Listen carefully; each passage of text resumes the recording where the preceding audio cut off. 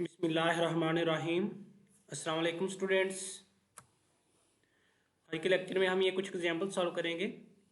इसमें हम separation of variable ये मेथड अप्लाई करेंगे। फर्स्ट क्वेश्चन है partial square u by partial x square minus one over c square partial u by partial t is equal to zero. या इसको हम इस तरह भी लिख सकते हैं u double x minus one over c square u t is equal to zero. ये क्या है? ये वन डायमेंशनल हीट इक्वेशन है। नेक्स्ट लेक्चर में हम one dimensional two dimensional heat equation के प्रूव भी करेंगे, लेकिन यहाँ पे जस्ट हम उनका by method of separation of variable solution find out करेंगे। सेकंड क्वेश्चन है u double x minus one over c square u double t is equal to zero. ये वन डायमेंशनल वेव इक्वेशन है। अगर T का double derivative हो फिर wave equation बनती है, अगर सिंगल डेरिवेटिव हो तो फिर हीट इक्वेशन बनती है। और यहाँ पे ये एक्स वाई जी इसके हिसाब से ये होगा one dimensional, two dimensional, three dimensional. यानी जस्ट अगर एक्स वेरिएबल आ रहा है टी के साथ तो वन डायमेंशनल है। अगर एक्स और वाई दो वेरिएबल आ रहे हैं टी के साथ फिर टू डायमेंशनल है। अगर एक्स वाई जी तीन इंडिपेंडेंट वेरिएबल्स आ रहे हैं टी के साथ तो हम क्या कहेंगे कि ये थ्री डायमेंशनल है। इस तरह ये वेव इक्वेशन भी one dimensional, two dimensional, three dimensional होगी जब double derivative with respect to t के साथ ये एक्स के रिस्पेक्ट, वाई के रिस्पेक्ट और जी के रिस्पेक्ट। अगर एक डेरिवेटिव है वन डायमेंशनल, दो टर्म्स हैं यानी एक्स और वाई वाली, फिर टू डायमेंशनल तीनों के रिस्पेक्ट डेरिवेटिव हो एक्स भी, वाई भी और जी भी, तो फिर थ्री डायमेंशनल वेव इक्वेशन बनेगी। Partial square u by partial x square plus partial square u by partial y square is equal to zero. तो ये टू डायमेंशनल वेव इक्वेशन है। इसको डेल स्क्वायर यू भी लिख सकते हैं, लेकिन अगर जस्ट डेल स्क्वायर यू लिखा हो तो फिर साथ मेंशन करना पड़ेगा कि ये टू डायमेंशनल है या थ्री डायमेंशनल है, क्योंकि थ्री डायमेंशनल को हम लिखेंगे u double x plus u double y plus u double z is equal to zero, तो वो थ्री डायमेंशनल में चली जाएगी। तो पेपर में ऐसे भी क्वेश्चन आ सकते हैं कि find the solution of Laplace equation, या find the solution of two dimensional Laplace equation, या find the solution of three dimensional Laplace equation. तो अगर तो मेंशन नहीं है कि कौन सी डायमेंशन लेनी है फिर हम थ्री डायमेंशन लेंगे, अदरवाइज जो गिवन होगा उसी के हिसाब से हम उसको सॉल्व करेंगे। ये टू डायमेंशनल वेव इक्वेशन जैसे मैं अभी बोल रहा था इस केस में कि अगर यहाँ पे जस्ट एक इंडिपेंडेंट वेरिएबल x और एक t, यानी t के साथ एक इंडिपेंडेंट वेरिएबल x आ रहा है, अगर x के साथ एक और वेरिएबल यानी एक्स वाई और साथ t, तो ये टू डायमेंशनल हो जाएगी।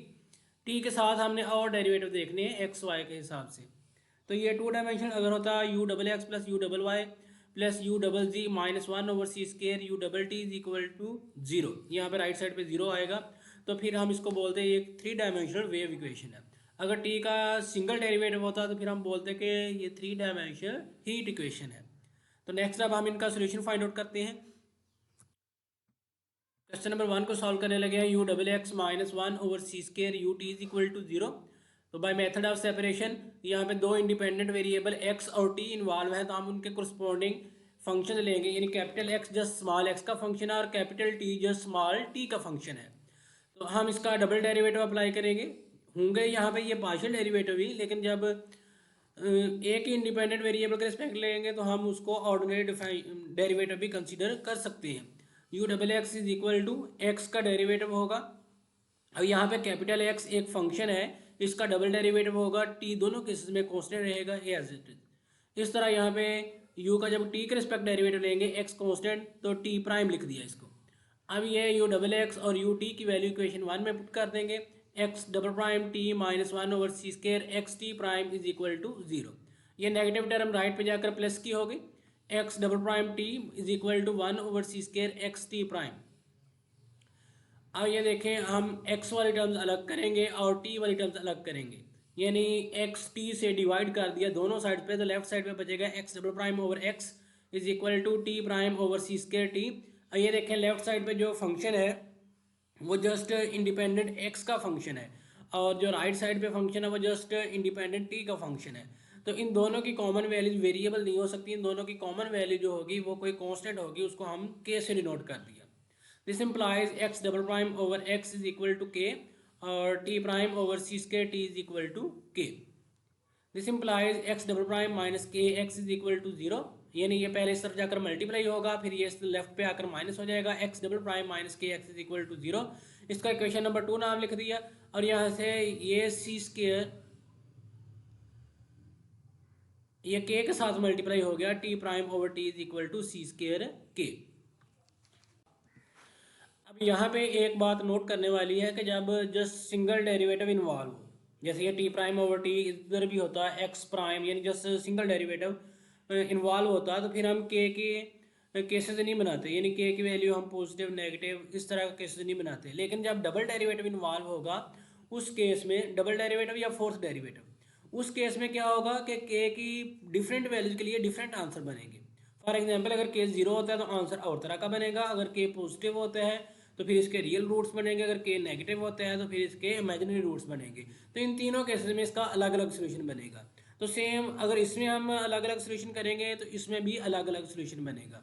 तो जब डबल डेरिवेटिव इन्वॉल्व हो जाएगा तो हमने क्या करना है, के की ये तीनों केसेस यानी के जीरो और के ग्रेटर देन जीरो और के लेस देन जीरो, ये तीनों केसेस के लिए सॉल्व करना है।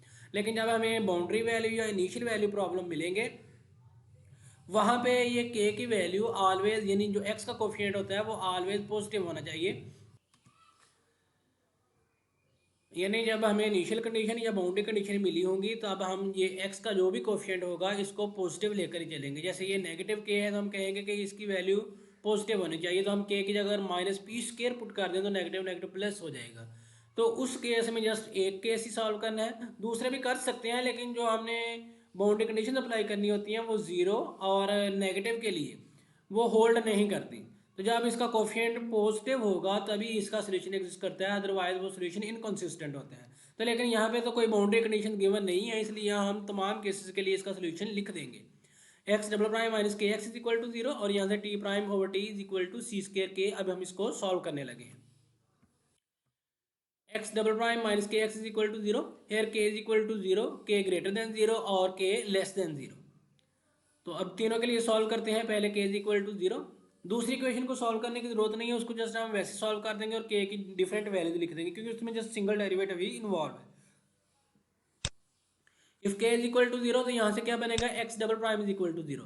तो पहली बार इंटीग्रेट करेंगे तो आंसर क्या आएगा, ए। अब यहाँ पे एक और बात भी देखेंगे, हमने जस्ट कॉन्स्टेंट जो लिखा है यहाँ पे हमने कोई इंडिपेंडेंट फंक्शन नहीं लिखा, जस्ट आर्बिट्रेरी कॉन्स्टेंट लिखा है, आर्बिट्रेरी कॉन्स्टेंट फंक्शन नहीं लिखा।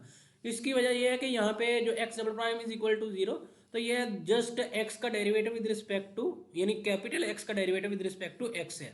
तो इसको हम ऑर्डिनरी डिफरेंशियल इक्वेशन ही कंसिडर करेंगे, क्योंकि अब ये पीडी नहीं है कि सेपरेशन ऑफ वेरिएबल से क्या होता है कि जो पीडीई होती है उसको हम ओडीई में कन्वर्ट कर लेते हैं।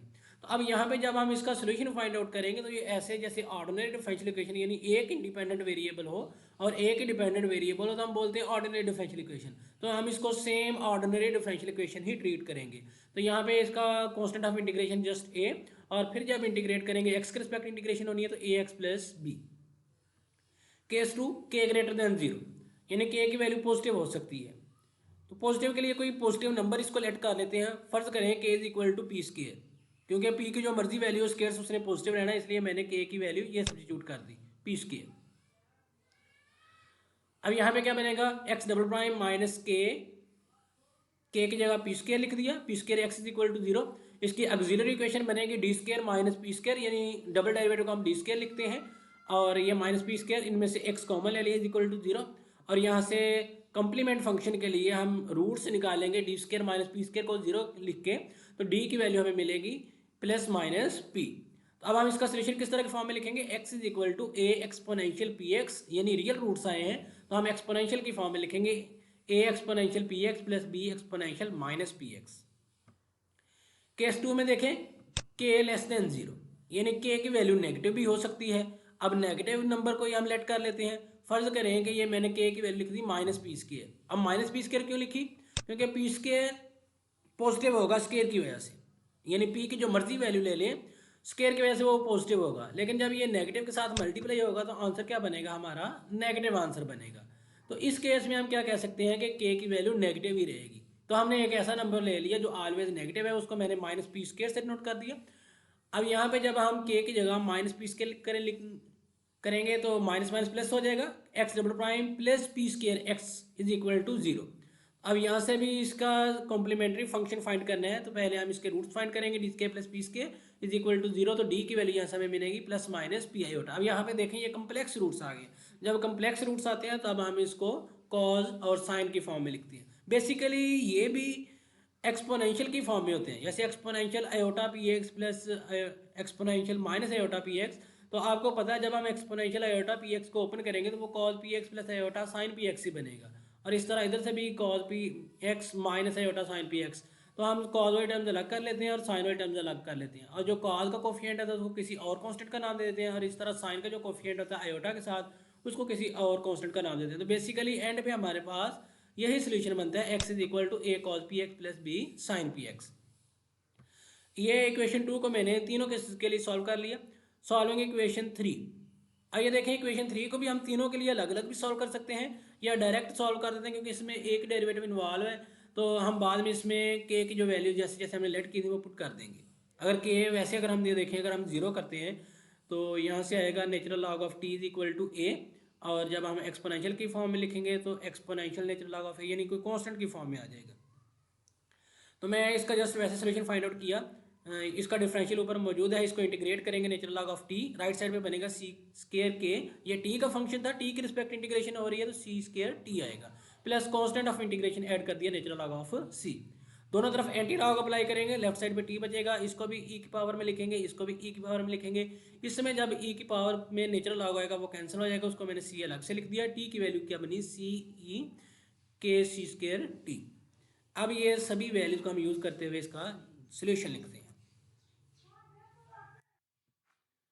सोल्यूशन में देखें ये सोल्यूशन बनेगा, इसका यू ऑफ एक्स टी की फॉर्म में मैंने लिख दिया, ए एक्स प्लस बी, यानी जब के की वैल्यू जीरो होगी तो यहाँ से देखें ये टी की वैल्यू, इसमें भी हम के की जगह जीरो करेंगे, तो यहाँ पे जब के की जगह जीरो लिखेंगे एक्सपोनेंशियल जीरो वन हो जाएगा, तो टी का आंसर क्या बनेगा, जस्ट सी बनेगा, ए एक्स प्लस बी इंटू सी। सेकेंड केस था के ग्रेटर देन जीरो था, उसमें हमने के की वैल्यू पी स्केयर पुट की थी, इसमें भी हम के की जगह पी स्केयर कर देंगे, और ये था सेकंड केस, इसका ये सोल्यूशन है, यानी इस बार इसके साथ ये मल्टीप्लाई होगा। और थर्ड केस में के की वैल्यू हमने नेगेटिव पी स्केयर ली थी, इसमें हम नेगेटिव पी स्केयर पुट कर देंगे और साथ इसका ये सोल्यूशन लिख देंगे। तो ये तीनों केसेस का मैंने कंबाइन सोल्यूशन लिख दिया, तो ये क्या है, गिवन पार्शियल डिफरेंशियल इक्वेशन का रिक्वायर्ड सोल्यूशन है। अब हम सेकंड क्वेश्चन सॉल्व करने लगे हैं, u double x is equal to 1 over c square u double t. Let u of x t, यानी हमने कोई एक्स और टी का फंक्शन लेना है, एक कैपिटल एक्स और कैपिटल टी की फॉर्म में ले लिया, u double x x double prime t और u double t x t double prime. ये वैल्यूज इस इक्वेशन 1 2 में पुट करेंगे, x double prime t 1 over c square x t double prime, x t से divide कर दिया तो x double prime over x plus t double prime over c square T. अब left side क्या है, just independent x small x का function है और ये जस्ट स्मॉल टी का फंक्शन है, यानी दोनों अलग अलग इंडिपेंडेंट वेरिएबल का फंक्शन है लेकिन इक्वल भी है, तो दोनों की जो कॉमन वैल्यू है वो कोई वेरिएबल नहीं हो सकती, उसको हम किसी कांस्टेंट के इक्वल लेट करेंगे, यानी इसकी वैल्यू भी कांस्टेंट हो सकती है और इसकी वैल्यू भी कांस्टेंट हो सकती है। हमने फर्ज कर लिया कि वो के है, x double prime over x is equal to k और x double prime over c square t is equal to k. यहाँ से ये मल्टीप्लाई होगा, x double prime minus k x is equal to 0, और यहाँ से ये वाई डबल प्राइम आएगा, यहाँ पे टी डबल प्राइम आएगा क्योंकि यहाँ पे ये टी डबल प्राइम था, t double prime over c square t is equal to k, और यहाँ से ये पहले ये मल्टीप्लाई होगा फिर लेफ्ट पे आकर माइनस हो जाएगा, टी डबल प्राइम माइनस सी स्केयर के टी इज इक्वल टू 0। अब ये देखें ये दोनों second order linear differential equation बन गई, ऑर्डिनरी डिफरेंशियल इक्वेशन बनी है। अब यहाँ पे भी हम इसकी वैल्यू लेंगे कि के की वैल्यू 0 हो सकती है, के की वैल्यू पॉजिटिव हो सकती है या के की वैल्यू नेगेटिव हो सकती है, तो सेम इधर भी सेकंड ऑर्डर है और इधर भी सेकंड ऑर्डर, तो सेम वही मेथड हम इधर भी अप्लाई कर देंगे, यानी के की वैल्यू जब इधर 0 होगी इधर भी 0 होगी, जब के की वैल्यू इधर नेगेटिव होगी इधर भी हम नेगेटिव लेंगे, और जब के की वैल्यू इधर पॉजिटिव होगी इधर भी हम पॉजिटिव लेंगे। दोनों को हम सॉल्व करते हैं। नाउ देयर आर 3 केसेस, के इज इक्वल टू 0, के ग्रेटर देन 0 और के लेस देन 0। केस 1 हमने किया के इज इक्वल टू 0, तो एक इक्वेशन से बनेगा x double prime is equal to 0 और एक से बनेगा t double prime is equal to 0, तो दो बार इंटीग्रेट करेंगे तो ये एक्स का फंक्शन आएगा और ये कोई टी का फंक्शन आ जाएगा। इन दिस केस आंसर क्या बनेगा इन दोनों, क्योंकि हम जो सोल्यूशन लेट करते हैं वो एक्स टी की फॉर्म में लेट करते हैं, तो एक्स और टी की वैल्यू को हम आपस में मल्टीप्लाई कर देंगे, तो ये क्या है, ये रिक्वायर्ड सोल्यूशन है जब के इज इक्वल टू 0 होगा। अब नेक्स्ट केस में क्या है कि के ग्रेटर देन 0, तो उसके लिए भी हम सॉल्व करते हैं। केस 2 क्या है, के ग्रेटर देन 0, तो हमने कोई पॉजिटिव नंबर इसको लेट कर लिया पी स्केयर की फॉर्म में, क्योंकि पी नेगेटिव वो पॉजिटिव वो स्केयर से वो पॉजिटिव ही रहेगा, इसलिए हमने के की वैल्यू पी स्केयर ले ली। तो दोनों इक्वेशन में के की जगह पी स्क्वायर पुट करेंगे, x double prime minus p square x is equal to 0 और इस t double prime minus c square p square t is equal to 0। तो इसकी ऑक्सिलरी इक्वेशन बनाएंगे, रूट फाइंड आउट करेंगे, तो यहाँ से रूट्स हमें मिलते हैं d is equal to plus minus p. तो इसको किस तरह के फॉर्म में लिखेंगे, एक्सपोनेंशियल की फॉर्म में, x is equal to a one exponential p x plus a two exponential minus p x, और इधर भी टी की वैल्यू, पहले हमने डी की वैल्यू फाइंड आउट की, वो plus minus c p i. तो सोल्यूशन क्या आएगा, अब टी की फॉर्म में, यानी ये टी का फंक्शन था, टी के रिस्पेक्ट डेरिवेटिव था, तो t is equal to b one. अब ये कैपिटल टी एक फंक्शन है और ये टी यहाँ पे स्मॉल टी जो है ये इंडिपेंडेंट वेरिएबल है, b one exponential c p t plus b two exponential minus c p t. तो हमने सोल्यूशन लेट किया था u of x t is equal to x t, तो एक्स की वैल्यू भी पुट कर देंगे और वाई और टी की वैल्यू भी पुट कर देंगे, इन दोनों को हमने मल्टीप्लाई करना है। तो ये क्या है, जब के ग्रेटर दैन 0 होगा उस केस में इसका सोल्यूशन ये बनेगा। अब नेक्स्ट हम के नेगेटिव के लिए चेक करते हैं। केस 3 है k less than 0, let k is equal to minus p square, यानी जब नेगेटिव होगा तो पी स्क्वायर तो पॉजिटिव रहेगा लेकिन इस माइनस से मल्टीप्लाई होकर वो माइनस हो जाएगा। तो हम यहाँ पे के की वैल्यू क्या होगी, ऑलवेज नेगेटिव रहेगी। तो इक्वेशन थी हमारे पास x double prime minus k x, तो माइनस के की जगह जब हमने माइनस पी स्क्वायर पुट करना है, माइनस माइनस प्लस हो जाएगा पी स्क्वायर एक्स, और इधर भी ये माइनस के सी स्क्वायर टी था, तो यहाँ पे भी ये माइनस वैल्यू पुट करेंगे तो ये प्लस की हो जाएंगी टर्म्स। यहाँ से इसकी ऑक्सिलरी इक्वेशन बनेगी d square plus p square is equal to 0, तो डी के दो रूट्स मिलेंगे प्लस माइनस एओटा पी, और इधर से दो रूट्स मिलेंगे plus minus iota p c. अब दोनों का सोल्यूशन लिखेंगे। अब कम्प्लेक्स रूट्स आए हैं तो कॉस साइन की फॉर्म में रूट्स लिखेंगे, x is equal to a one cos p x plus a two sine p x, और टी की वैल्यू आएगी b one cos p c t plus b two sine p c t. In this case u of x t is equal to, यानी हमने solution let किया था capital x और capital T की form में, तो ये कैपिटल एक्स की वैल्यू आ गई और नेक्स्ट कैपिटल टी की वैल्यू, दोनों का हमने मल्टीप्लाई कर दिया। ये कैपिटल एक्स की वैल्यू है और ये कैपिटल टी की वैल्यू। आगे मजीद इसको मल्टीप्लाई कर सकते हैं, करना हो कर लें, नहीं करना तो यही रिक्वायर्ड सोल्यूशन है। अब हम थर्ड क्वेश्चन सॉल्व करने लगे हैं, u double x plus u double y is equal to 0। ये 2 डायमेंशनल लैप्लास इक्वेशन है। तो इसी में मैं साथ ये भी बता देता हूँ कि अगर 3 डायमेंशनल लैप्लास इक्वेशन होगी तो उसको कैसे सॉल्व करना है। उसके लिए नेक्स्ट एक और भी एग्जांपल की है, लेकिन वो लैप्लास की नहीं है, वो 2 डायमेंशनल वेव इक्वेशन है। तो यहाँ पे हम इसी में बता दूंगा, लेकिन इसका सोल्यूशन यहाँ पे जो है वो जस्ट 2 डायमेंशनल लैप्लास इक्वेशन का है। अब इसमें क्या है कि दो इंडिपेंडेंट वेरिएबल हैं एक्स और वाई। तो सोल्यूशन किस तरह के फॉर्मूलेट कर लिया, u is equal to x y, ये कैपिटल एक्स स्मॉल एक्स का फंक्शन है और कैपिटल वाई स्मॉल वाई का फंक्शन है। यू डबल एक्स बनेगा एक्स डबल प्राइम वाई और यू डबल वाई बनेगा x y double prime. Using इन 3 u double x u double y की वैल्यू इसमें पुट करेंगे, x double prime y plus x y double prime is equal to 0। ये term right पे जाएगी, minus होगी, x double prime y is equal to minus x y double prime. अब ज़रूरी नहीं कि आप इसी को राइट पे लेकर जाएं, इसको भी आप राइट पे लेकर जा सकते हैं, यानी दोनों में से किसी एक को राइट पे लेकर जाएंगे और वो नेगेटिव हो जाएगी। अब हम थ्रू आउट यानी दोनों side capital x capital Y से डिवाइड करेंगे, तो x double prime over x बनेगा, या ऐसा कह लें कि ये एक्स इस तरफ डिवाइड में होगा और ये वाई इस तरफ डिवाइड में हो गया। X double prime over x is equal to minus y double prime over y is equal to k. फर्ज किया कि हम इसको के इक्वल लेट कर लिया, क्यों, क्योंकि लेफ्ट साइड क्या है, जस्ट वन इंडिपेंडेंट वेरिएबल का फंक्शन है और राइट साइड ये भी जस्ट वन इंडिपेंडेंट वेरिएबल का फंक्शन है। तो ये पहले लेक्चर में भी हमने बात की थी कि जब वन इंडिपेंडेंट वेरिएबल के फंक्शन होंगे और हम कह लें कि उन दोनों में कोई भी कॉमन वैल्यू नहीं है, यानी अगर हम इसका सोल्यूशन निकालें तो वो स्मॉल एक्स की फॉर्म में आएगा और इसका सोल्यूशन निकालें तो वो स्मॉल वाई की फॉर्म में आएगा। तो दोनों का कंबाइंड सोल्यूशन जो है वो कॉमन वैल्यू जो है वो वेरिएबल नहीं हो सकती, क्योंकि फ़र्ज़ करें अगर हम कहें कि इसका सोल्यूशन यानी दोनों का सोल्यूशन आता है एक्स की फॉर्म में, लेकिन इसका सोल्यूशन तो आना था वाई की फॉर्म में। अगर हम कहें कि वाई का आता है वाई की फॉर्म में सोल्यूशन आता है, लेकिन इसका तो आना चाहिए था एक्स की फॉर्म में, इसलिए हम वेरिएबल नहीं ले सकते, कोई कांस्टेंट हो सकता है इन दोनों का सोल्यूशन, कॉमन सोल्यूशन जो होगा। This implies x double prime over x is equal to k और minus y double prime over y is equal to k. पहले ये इस तरफ जाकर मल्टीप्लाई होगा, x double prime k x वो लेफ्ट पे आएगा, x double prime minus k x is equal to 0। इस तरह ये वाई के उस तरफ जाकर मल्टीप्लाई होगा, minus y double prime is equal to y k, और यही नेगेटिव की टर्म में राइट पे ले गया तो वाई डबल प्राइम प्लस के वाई इज इक्वल टू 0। अब यहाँ पे भी ये second order linear differential ordinary differential equation बनी, तो इसको हम सॉल्व करेंगे डिफरेंट केसेस के लिए, यानी के इज इक्वल टू 0, के is equal to k greater then 0 और के लेस देन 0.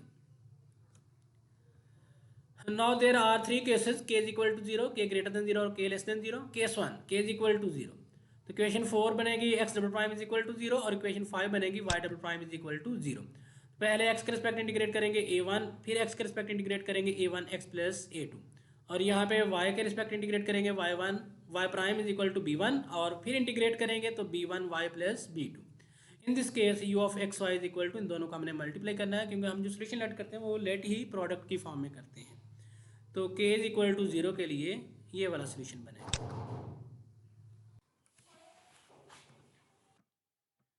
केस 2 है k ग्रेटर देन 0, यानी अब हम लेट करेंगे कि k की वैल्यू पॉजिटिव है. तो कोई पॉजिटिव नंबर लेट कर लिया, k is equal to p square.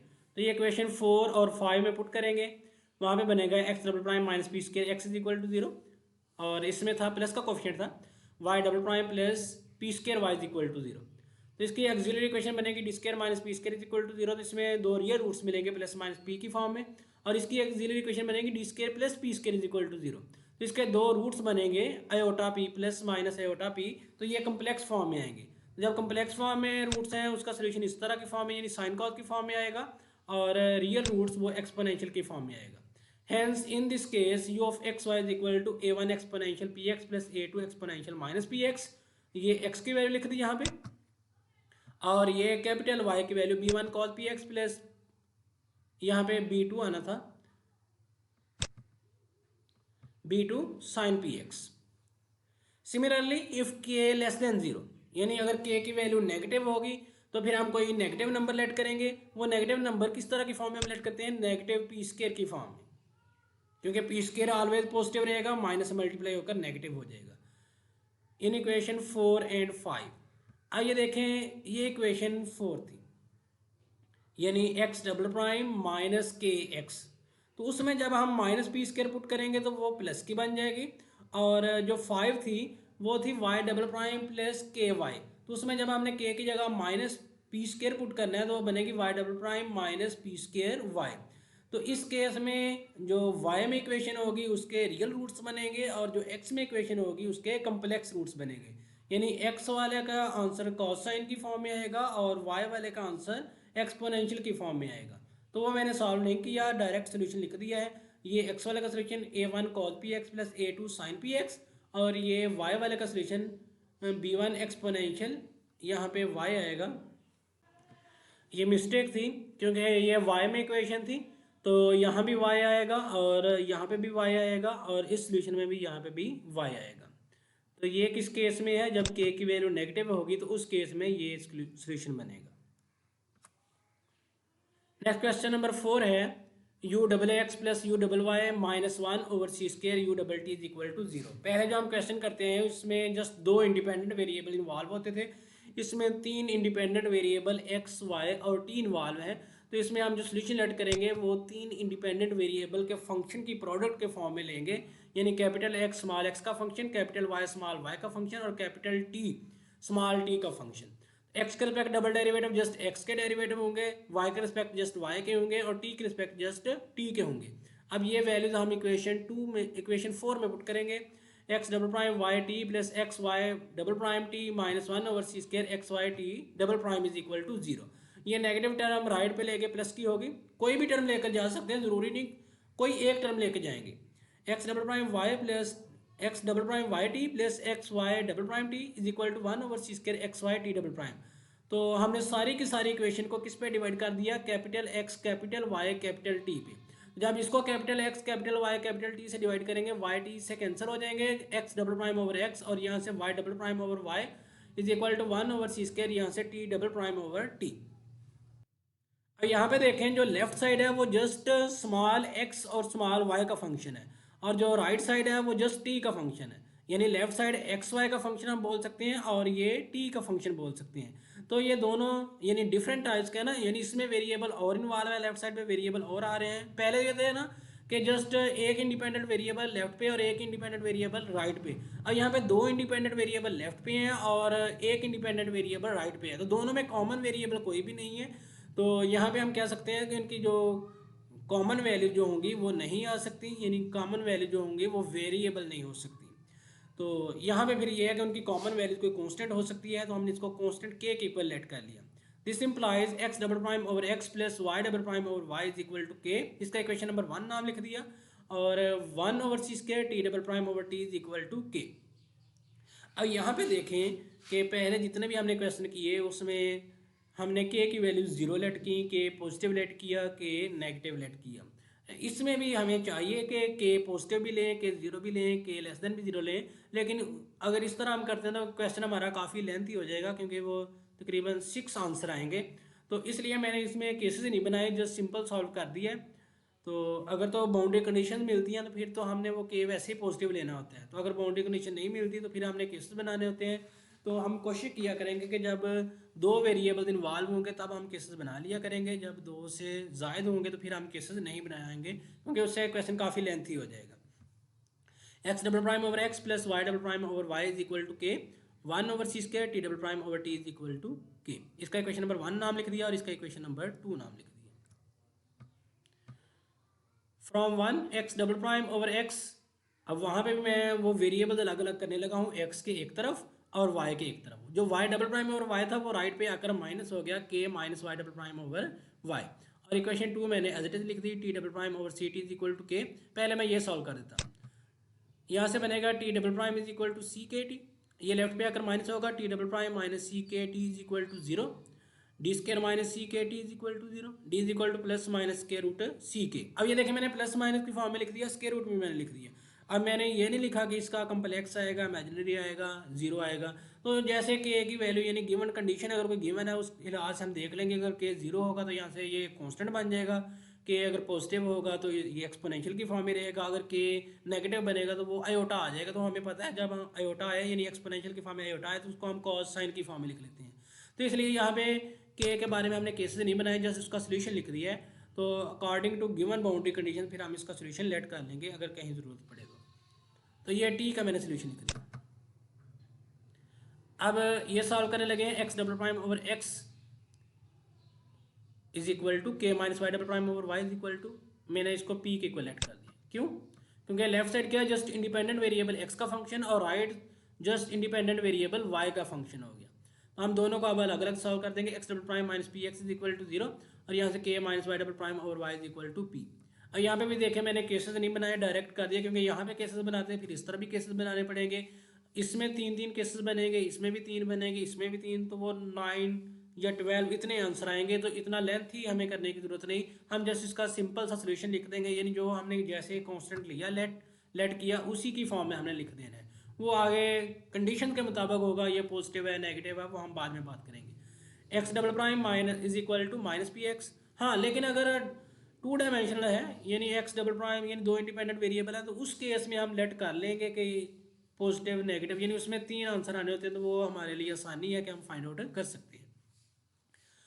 यहाँ से ऑक्सिलरी इक्वेशन बनेगी d square minus p is equal to 0, तो डी की वैल्यू क्या आएगी, plus minus square root p. अब हमें नहीं पता ये कम्प्लेक्स है, हमें नहीं पता ये रियल है, क्योंकि वो पी पर डिपेंड करता है।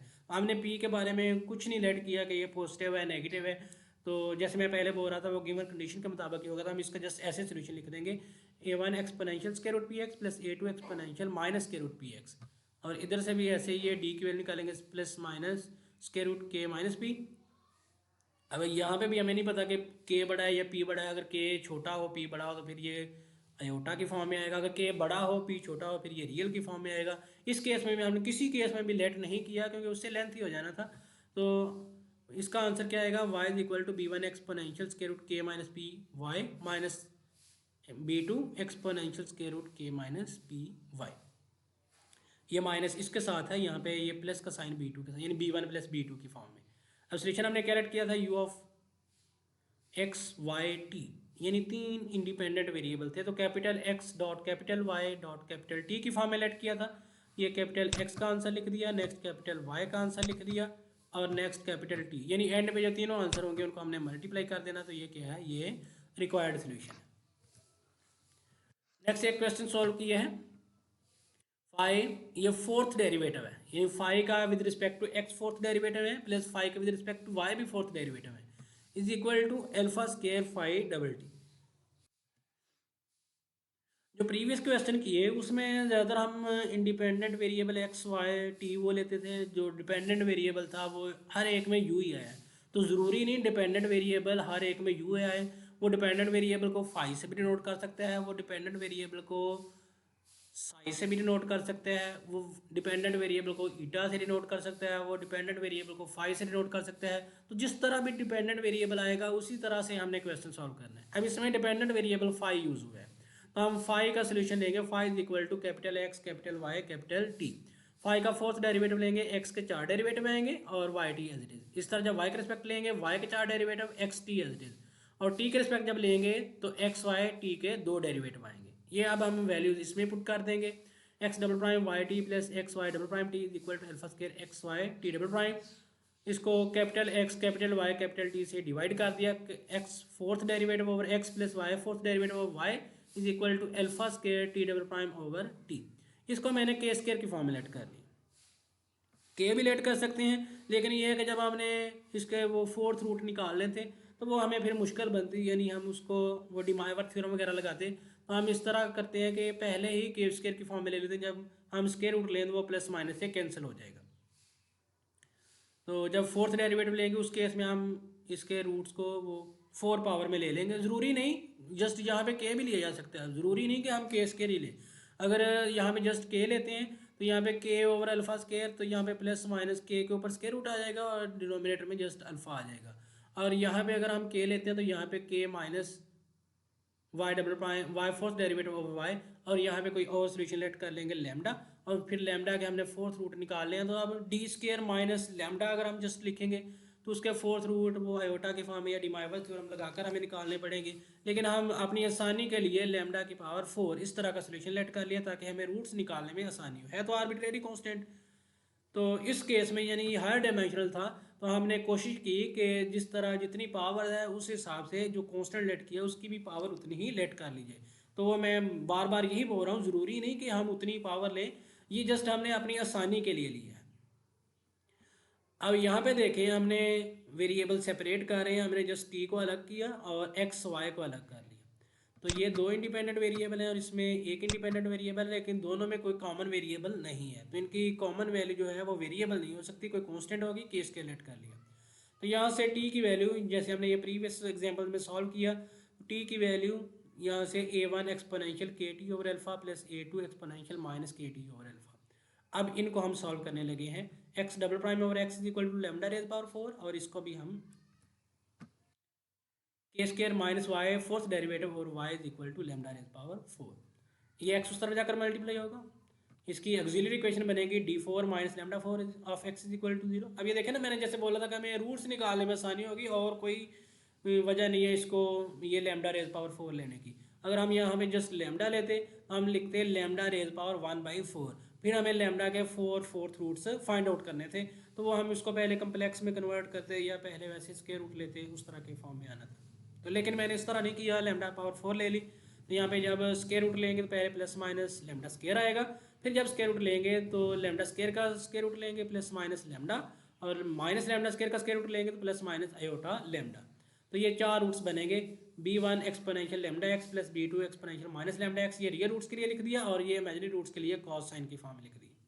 अब इस तरफ आ जाते हैं, माइनस वाई फोर्थ डेरिवेटिव और वाई इसको मैं राइट पे ले गया और लैम्डा 4 को लेफ्ट पे लिया है। अब यहाँ पे ये देखें ये वाली एक इक्वेशन बनी है, तो अब इसकी भी पावर हमने बाद में 1/4 निकाल ली, तो हम पहले इसको किसी और कांस्टेंट की इक्वलेट कर लेते, क्योंकि इसमें बाउंड्री कंडीशन गिवन नहीं है। बाउंड्री कंडीशन गिवन हो तो फिर तो हमने वो बाउंड्री कंडीशन यूज़ करके फिर तो हमने कांस्टेंट की वैल्यू निकाल लेनी होती है। लेकिन यहाँ पे बाउंड्री कंडीशन गिवन नहीं है, तो हम कोई भी आर्बिट्रेरी कांस्टेंट यूज़ कर सकते हैं। तो हम अपनी आसानी के लिए यानी फोर्थ डेरिवेटिव यानी फोर्थ रूट निकालने के लिए इसको 4 पावर में ले रहे हैं। अब यहाँ पे मैंने पी रेज पावर 4 के स्क्वायर माइनस लैम्डा 4 की जगह पुट कर दिया, तो यहाँ भी हमें ये ऑक्सिलरी इक्वेशन बनेगी plus minus P plus minus iota P. ये रूट्स मिल गए, और रियल रूट्स के लिए एक्सपोनेंशियल की फॉर्म में और इमेजिनरी रूट्स के लिए कॉस साइन की फॉर्म में ये सोल्यूशन आएगा। तो अब रिक्वायर्ड सोल्यूशन क्या होगा, capital x capital Y capital T की फॉर्म में। तो तीनों सोल्यूशन को हम मल्टीप्लाई कर देंगे। ये कैपिटल एक्स का सोल्यूशन है, फिर ये कैपिटल वाई का सोल्यूशन है, और ये मल्टीप्लाई में ये टी की फॉर्म में जो हमने सोल्यूशन निकाला था वो आ गया। तो ये इसका रिक्वायर्ड सोल्यूशन है। नेक्स्ट लेक्चर में जो हम क्वेश्चन सॉल्व करेंगे उसमें हम बाउंड्री कंडीशन वाले क्वेश्चन सॉल्व करेंगे।